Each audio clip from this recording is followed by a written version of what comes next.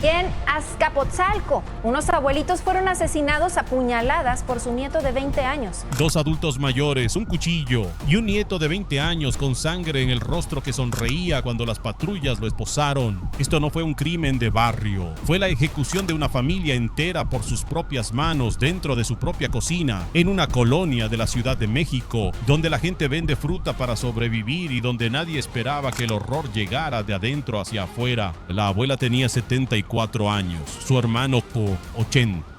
Llevaban décadas levantando su puesto, cargando cajas, construyendo algo pequeño pero honesto en la colonia Ampliación San Pedro Chalpa, en Azcapotzalco. No tenían enemigos en la calle. Su único enemigo dormía en un anexo a kilómetros de ahí, atado a una cama por sus propios problemas, contenido por paredes que no fueron suficientes. El agresor tenía 5 años sin aparecer por la zona. 5 años en que la familia creyó que el tiempo y la distancia eran suficientes para mantenerse a salvo. Estaban equivocados. Horas antes del ataque, paramédicos lo habían atendido por intoxicación con sustancia desconocida. Lo estabilizaron, lo enviaron de vuelta. Nadie lo retuvo, nadie rastreó a dónde fue después. ¿Y a dónde fue? Fue directo al domicilio de sus abuelos con el cuchillo que no tardó en encontrar. Hoy vas a ver la autopsia completa de lo que pasa cuando el sistema falla en sus 3 puntos críticos: la clínica, la calle y la familia. La colonia Ampliación San Pedro Chalpa no aparece en los titulares nacionales. Es una de esas zonas grises de Azcapotzalco, donde las calles tienen nombre, pero no tienen alumbrado suficiente, donde los vecinos se conocen por el puesto de frutas de la esquina y donde las autoridades llegan tarde, si es que llegan. La calle Leopoldo Blacayer es una trampa geográfica perfecta para lo que ocurrió. Una sola entrada vehicular, casas apretadas, paredes delgadas que transmiten gritos pero no los amplifican lo suficiente para convertirlos en llamadas de emergencia inmediata. El agresor lo sabía, creció ahí. La anomalía que nadie procesó a tiempo fue la cadena de fallas institucionales que precedieron al ataque en menos de 24 horas. Primero, el anexo no tenía protocolo de contención activa para fugas. Segundo, cuando paramédicos lo atendieron por intoxicación en la vía pública, ningún sistema conectó su nombre con el centro del que había escapado. Tercero, nadie alertó a la familia. 3 puntos de quiebre, 3 momentos en que el sistema pudo haber intervenido, 3 veces que el sistema miró hacia otro lado. Los agentes de la Secretaría de Seguridad Ciudadana, sector poniente, ejecutaron la detención en tiempo récord una vez que llegó el reporte. Sin tiroteo, sin negociación, sin fuga. Cuando encontraron al sujeto tenía manchas de sangre desde las manos hasta el rostro. Lo esposaron frente a los vecinos que ya se habían asomado a la calle. Pero había algo que los agentes todavía no sabían.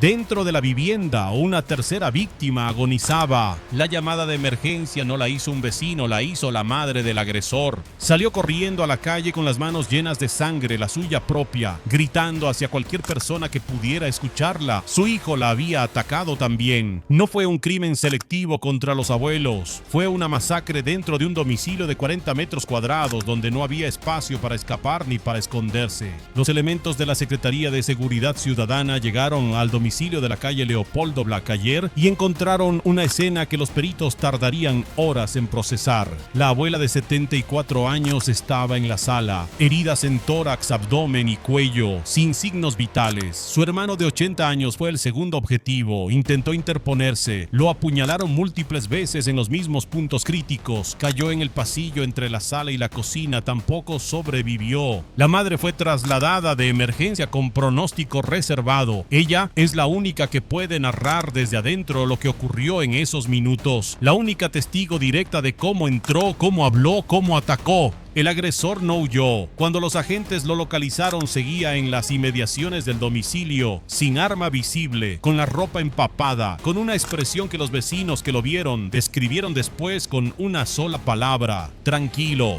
Esa calma fue el primer dato que los agentes del Ministerio Público registraron. Y no sería el último dato perturbador que emergería de este caso. La vivienda de la calle Leopoldo Blacayer no era una mansión, era exactamente lo opuesto y eso lo hace más devastador. Piso de cemento pulido, paredes de bloc pintadas de amarillo desvanecido, una alacena de madera con frascos de especias ordenados con la precisión de quien ha vivido décadas en el mismo espacio, una mesa de plástico con mantel de hule floreado donde probablemente desayunaban cada mañana, fotografías familiares pegadas con cinta adhesiva en la pared del pasillo, imágenes de una familia que en algún momento estuvo completa, afuera el puesto de frutas que era su sustento, naranjas, mangos, plátanos apilados en cajas de madera, una báscula analógica de las que ya casi no se usan, un toldo de lona azul descolorido por el sol de años, todo abandonado en el momento en que la violencia entró por la puerta.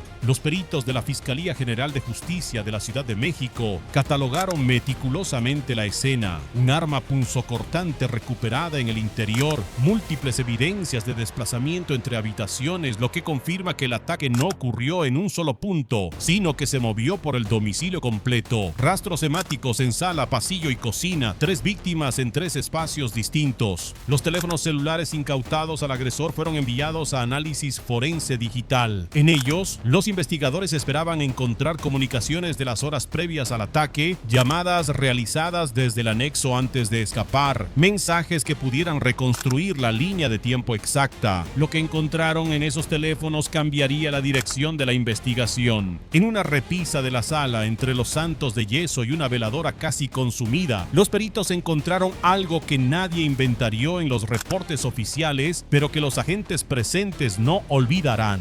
Una fotografía enmarcada en plástico dorado, el nieto de no más de 8 o 9 años sentado entre sus abuelos en lo que parecía ser un día de mercado, los 3 sonriendo, él con una naranja en la mano demasiado grande para sus dedos pequeños, ella con la mano puesta sobre su hombro, el abuelo mirando a la cámara con esa expresión seria que tienen los hombres de su generación cuando saben que están ante algo importante. Entre esa fotografía y el hombre esposado afuera había 20 años, un anexo, una sustancia desconocida y 3 sistemas institucionales que fallaron en cascada. Los análisis preliminares del caso apuntan hacia una cadena de negligencias documentables. El centro de rehabilitación del que escapó no tenía protocolo de notificación familiar activa ante fugas. El servicio de emergencias que lo atendió por intoxicación horas antes no cruzó su identidad con registros de centros de internamiento. Y la familia, que llevaba 5 años sin contacto directo con él, no tenía manera de saber que estaba libre y en movimiento hacia su domicilio. 3 instituciones, 3 omisiones, 2 muertos. La carpeta de investigación abierta por la Fiscalía no solo perseguirá al agresor, según fuentes cercanas al caso, también examinaría las responsabilidades administrativas del anexo del que logró escapar sin que nadie activara una alerta. Alguien firmó su alta, alguien dejó una puerta abierta. El agresor fue presentado ante el Ministerio Público con cargos de doble homicidio y lesiones graves, 20 años de edad. Una vida entera por delante convertida en una carpeta de investigación con fotografías que nadie debería tener que ver. La victoria táctica existe, fue detenido, hay evidencia, hay testigos, hay una cadena de custodia que los fiscales construirán semana a semana. El sistema judicial tomará su curso, probablemente tarde años. Pero la pregunta que Azcapotzalco se hace esta noche no es cuántos años enfrentará en prisión. La pregunta es cuántos anexos en esta ciudad operan sin protocolos de contención ante fugas. Cuántos pacientes con historial de violencia están internados en instalaciones que no tienen obligación legal de notificar a las familias cuando algo sale mal. Cuántas familias en este momento desconocen que un familiar peligroso está libre y en movimiento hacia su domicilio. México tiene miles de centros de rehabilitación privados operando con regulación mínima, con personal insuficiente, con infraestructura diseñada para contener adicciones, pero no para gestionar crisis de salud mental severa. Cada uno de ellos es una puerta que puede abrirse en el momento equivocado. Los abuelos de San Pedro Xalpa vendían naranjas, pagaban sus impuestos, no le debían nada a nadie. Murieron porque el sistema que debía contener el peligro lo dejó caminar libre hacia su cocina. Hoy cayó un nieto, pero el problema que lo produjo sigue operando en silencio en tu colonia, en la mía, en todas las ciudades donde confundimos internar con resolver. ¿Quién vigila las puertas esta noche?